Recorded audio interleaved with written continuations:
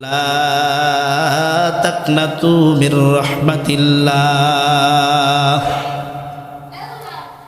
আমার দুনিয়ার মানুষ, তোমরা আল্লাহর রহমত থেকে নিরাশ হইও না। আল্লাহর রহমত থেকে কি হইও না? নিরাশ হইও না, বঞ্চিত হইও না। কারণ আমি আল্লাহ রব্বুল আলামিন মানুষকে বড় আদর যত্ন করে বানিয়েছি। আমি আল্লাহ চাইলে এই মানুষকে একটা হাতি বানাইতে পারতাম। আমি আল্লাহ চাইলে এই মানুষকে ঘোড়া বানাইতে পারতাম।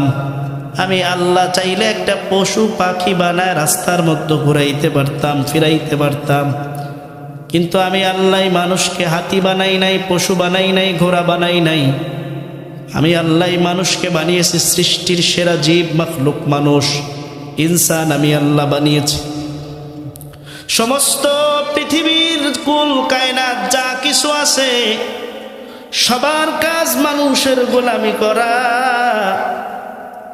আর মানুষের কাজ আমি আল্লাহর গোলামি করা। বলেন সুবহানাল্লাহ। আল্লাহ বলেন ওয়া মা খালাকাতুল জিন্না ওয়াল ইনসা ইল্লা লিয়াবুদুন। আমি দুনিয়াতে মানব এবং জিনের কথা আগে বলছে, যেহেতু আল্লাহ তাআলা জিনকে কিন্তু আগে দুনিয়াতে পাঠিয়েছে। জিন ও মানুষ জাতিকে আমি আল্লাহ শুধুমাত্র আমার ইবাদতের জন্য পাঠিয়েছি। কার ইবাদত? আল্লাহর ইবাদতের জন্য পাঠিয়েছে। অন্য কারো ইবাদত গোলামির জন্য আমি আল্লাহ পাঠাই নাই। কিন্তু দুনিয়ার মানুষ কি দেখা যায়? দুনিয়ার মানুষ তার রবকে ভুলে গিয়ে দুনিয়ার মানুষেরই গোলামি করে কি করে না? করে কি করে না? তার রব আল্লাহকে ভুলে গিয়ে দুনিয়ারই মানুষের গোলামি করে। আল্লাহ বলেন বান্দা, আমি আল্লাহ তোমাকে মানুষের গোলামির জন্য পাঠাই নাই। আমি আল্লাহ পাঠিয়েছি আমার গোলামি করার জন্য, আমার দাসত্ব করার জন্য। কিন্তু মানুষ মানুষের গোলামি করে নিজে পচে যাইতেছে, গুনাহের ভাগীদার হচ্ছে। মানুষ সুদের মধ্যে জড়িয়ে পড়তেছে, মানুষ ঘুষের মধ্যে জড়িয়ে পড়তেছে, মানুষ দুর্নীতির মধ্যে জড়িয়ে পড়তেছে। মানুষের সবচেয়ে বড় আমানত, সবচেয়ে বড় আমানত মানুষের ভোট। মানুষের কি? ভোট, নিজের সমর্থন। একটু খেয়াল করেন, রূপসা বাজারে যদি আপনি একটা ভালো মুরগি কিনতে যান, ভালো মুরগি কিনতে যান, কমপক্ষে 500 টাকা লাগবে কি লাগবে না? যদি একটা ছাগল কিনতে যান 10,000 15,000 টাকা লাগবে। যদি তার উপরে যান, যদি একটা গরু কিনতে যান, এই গরুটা 1 লক্ষ থেকে 1.5 লক্ষ টাকা লাগবে। কিন্তু মানুষ, তুমি কি এতই পচে গেছো যে তোমার ভোটের আগের দিন রাত্রে তোমাকে 500 টাকায় কিনে নেয়? তুমি না আল্লাহর সৃষ্টির সেরা মাখলুক জীব। 500 টাকার বিনিময়ে নিজের ঈমানকে বিক্রি করে দিলা। কার কাছে বিক্রি করলা, কোথায় বিক্রি করলা তুমি জানো না। এই ব্যক্তি ক্ষমতায় আসার পর যতদিন পর্যন্ত সবের কাজ করবে তোমার আমল নামায় যাবে, আর যতদিন পর্যন্ত ঘুষ খাবে, সুদ খাবে, চাঁদাবাজি, দুর্নীতি, টেন্ডারবাজি করবে, তার একটা বেঈমানি আমলের ফলাফল আপনার আমার আমল নামায় যাবে। আল্লাহ বলেন মানুষের গোলামি করো না, কারণ মানুষকে আমি আল্লাহ বানাইছি। খুলিকাল ইনসানু দাঈফা। আমি আল্লাহ মানুষকে বানিয়েছি বড় দুর্বল করে, দুর্বল। এই মানুষ একটা মশার কামড় সহ্য করতে পারে না, একটা পিঁপড়ার কামড় সহ্য করতে পারে না। এই মানুষ একটা ইঞ্জেকশন দিলে 7 বার ইঞ্জেকশনের দিকে ভয়ে ডরায় তাকায়। কিন্তু বলো হে মানুষ, এত আদর যত্ন করে আমি আল্লাহ বানাইলাম, আমি আবার বললাম মানুষকে আমি দুর্বল করে বানাইছি। তোমার গুনাহের কারণে আমি আল্লাহর জাহান্নামে তুমি কিভাবে জ্বলবা? আমি আল্লাহ তোমাকে কেমনে জাহান্নামে দেব, কারণ জাহান্নাম বড় ভয়ঙ্কর। আমি আল্লাহ বড় আদর করে দুর্বল করে মানুষ বানিয়েছি। এই জন্য যেই মাস চলতেছে রজব মাস, কি মাস? রজব মাস। এই রজব মাসে আমার আপনার মায়ার নবী, বিশ্ব নবী জনাবে মুহাম্মাদুর রাসূলুল্লাহ সাল্লাল্লাহু আলাইহি ওয়াসাল্লাম এমনিতেই সারা বছর আল্লাহর নবী সারা বছর সোমবার এবং বৃহস্পতিবার রোজা রাখতেন। সোমবার এবং বৃহস্পতিবার রোজা রাখতেন, বরকতান রোজা। কিন্তু এই 4টা মাস যখন আসতো, আল্লাহর নবী সারা মাস রোজা রাখতেন। বলেন সুবহানাল্লাহ।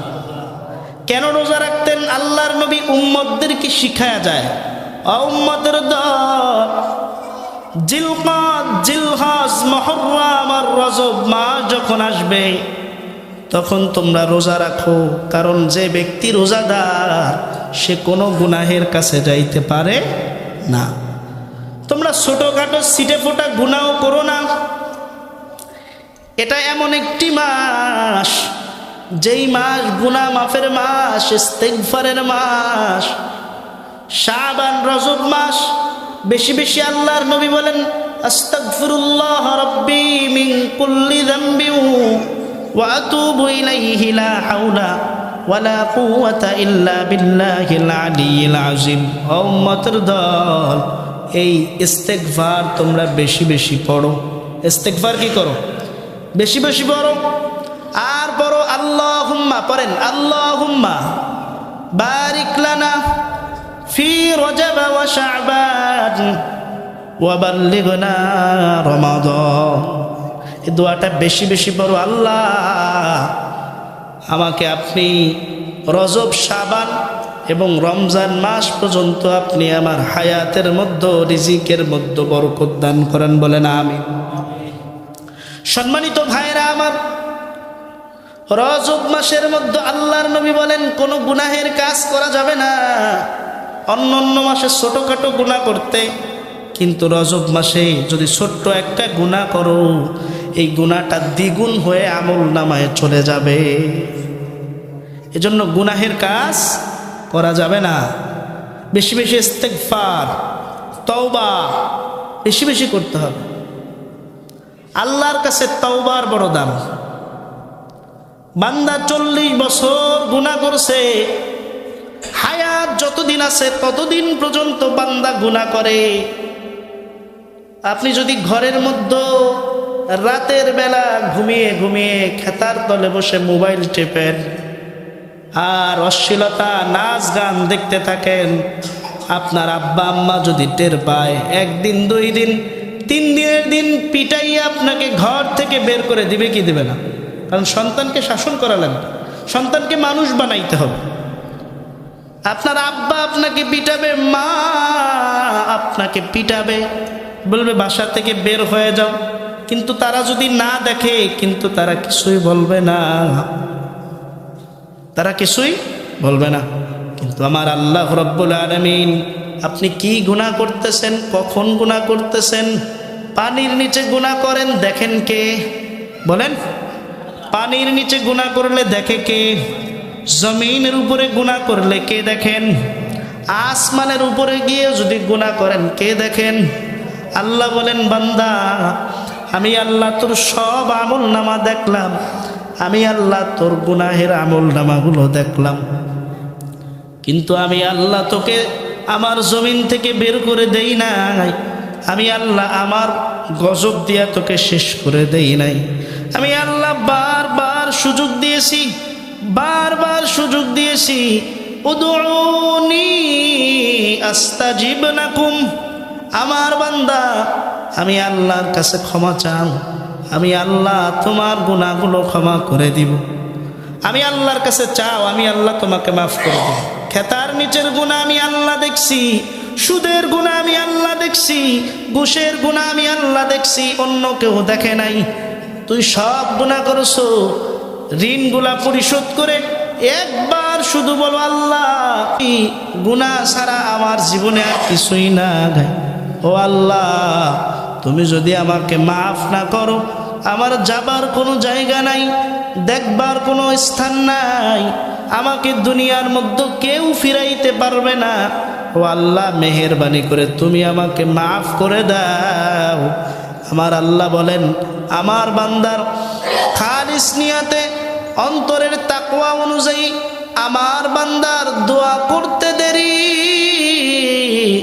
আমি আল্লাহর মাফ করতে দেরি নাই।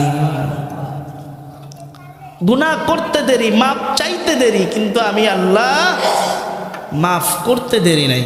শুধু একবার একটু আমি আল্লাহর কাছে তওবা করো, একটিবার। তোমার একটিবারের তওবা আল্লাহ চায় যে আমার বান্দা ফিরে আসবে। ইয়া আইয়ুহাল্লাযীনা আমানু তুবু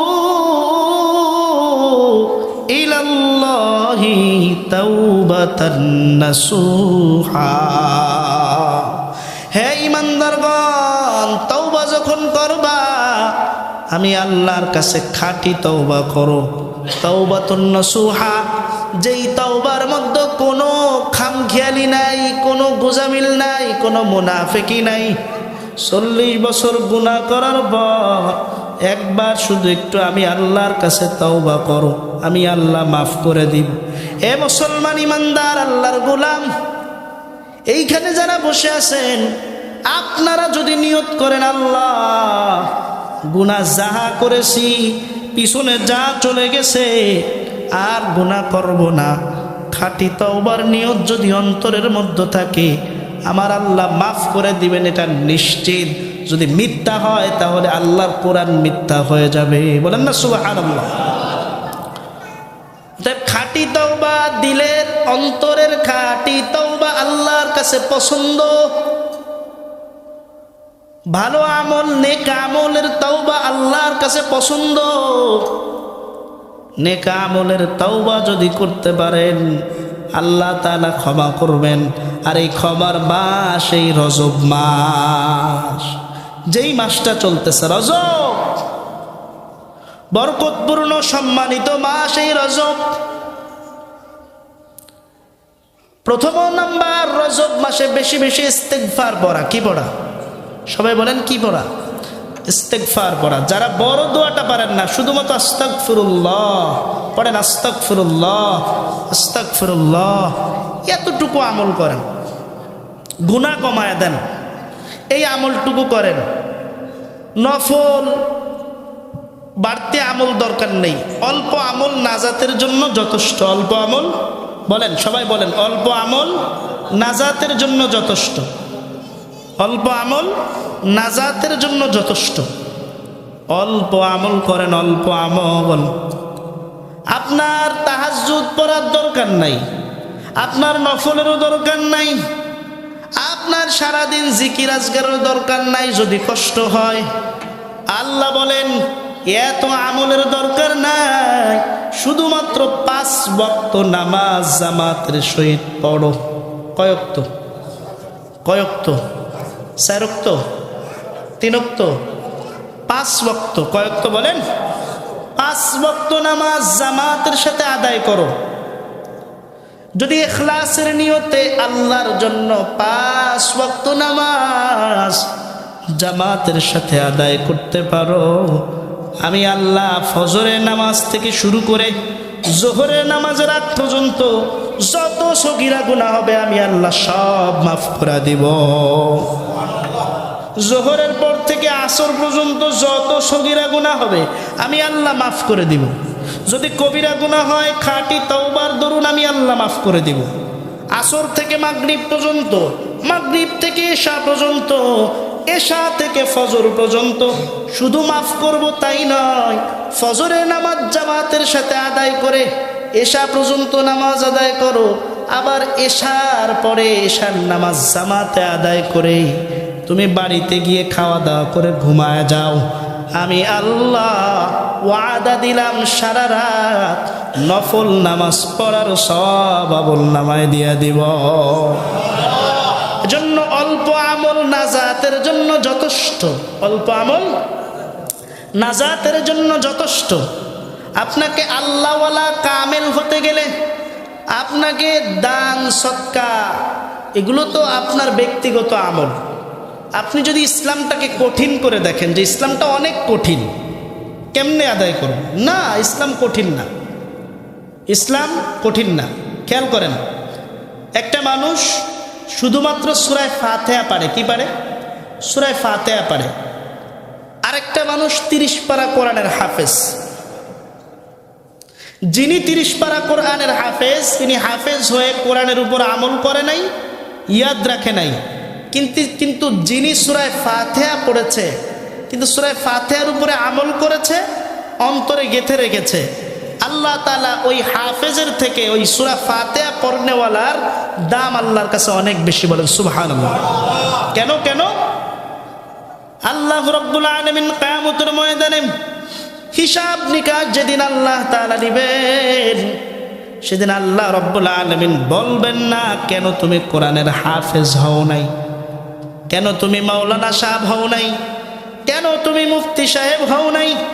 আল্লাহ বলবেন, কোরআনের ইলম কতটুকু শিখছো, তার উপরে কতটুকু আমল করেছো, এইটার হিসাব দাও। কতটুকু জ্ঞান অর্জন করেছো, তার উপরে কতটুকু আমল করেছো, এইটার হিসাব দাও। হাফেজে কোরআন যদি তিনি আল্লাহর সামনে কোরআন পড়তে না পারে, আল্লাহ রাব্বুল আলামিন বলবেন, তোমার জন্য জাহান্নাম রেডি আছে, যাও চলে যাও। সূরা ফাতিহা পারনেওয়ালা ব্যক্তিকে আল্লাহ বলবেন, সূরা ফাতিহা পড়ো এবং কতটুকু এর উপরে আমল করছো। যখনই বলা হবে সূরা ফাতিহা পড়বে, তখন আল্লাহ বলবেন, তোমার জন্য জান্নাত রেডি আছে। বলেন সুবহানাল্লাহ। আর যদি কোনো হাফেজে কোরআন আল্লাহর সামনে দাঁড়ায়, আল্লাহর কাছে তার এত মর্যাদা থাকবে, এত মর্যাদা থাকবে।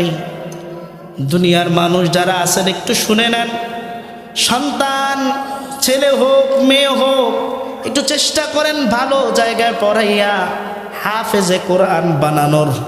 কারণ হাফেজে কোরআনের সব থেকে ছোট একটা মর্তবা বলি, হাফেজে কোরআনের এমন পাওয়ার আল্লাহ তাআলা দিবেন, এই হাফেজে কোরআন কিয়ামতের ময়দানে এমন 10 জন ব্যক্তিকে জান্নাতে নিয়ে যাবে, যাদের 10 জনের জন্য জাহান্নাম ওয়াজিব হয়ে গেছিল। এমন 10 জন ব্যক্তিকে আল্লাহর কাছে বলবে, আল্লাহ খবরদার, আমার বাবাকে, আমার মাকে, আমার আত্মীয় স্বজনকে, অমুক অমুক আমাকে এরকমভাবে খুব ভালোবাসতো, এদেরকে জাহান্নামে দেওয়া যাবে না। টান দিয়া ওই হাফেজে কোরআন জান্নাতের মধ্যে নিয়ে যাবে। বলেন সুবহানাল্লাহ। হাফেজে কোরআনের সম্মান, দুনিয়াতে হাফেজে কোরআন হইলে এর মাথায় হাজার হাজার মানুষের সামনে পাগড়ি দেয় কি দেয় না? দুনিয়ার সম্মান যদি এত হয়, আল্লাহ রাব্বুল আলামিন বলবেন, হাফেজে কোরআনের সম্মান তো পরে হাফেজে কোরআনের বাবা মায়ের মাথার মধ্যে আমি আল্লাহ এমন নূরের মুকুট পরায় দিব, যেই নূরের মুকুট পরার সাথে সাথে পুরা গোটা কিয়ামতের ময়দান আলোকিত হয়ে যাবে। ফেরেশতারা জিজ্ঞাসা করবেন, আল্লাহ এরা কি কোনো ফেরেশতা, নাকি এরা কোনো নবী, নাকি কোনো ওলি, যে নূরে পূর্ণিমার চাঁদের ন্যায় পুরা কিয়ামতের ময়দানটা ঝলক মেরে উঠলো? আল্লাহ রাব্বুল আলামিন বলবেন, না না, এরা কোনো ফেরেশতা না, এরা কোনো নবী না, কোনো ওলি না, এরা হচ্ছে আমার হাফেজে কোরআনের বাবা মা।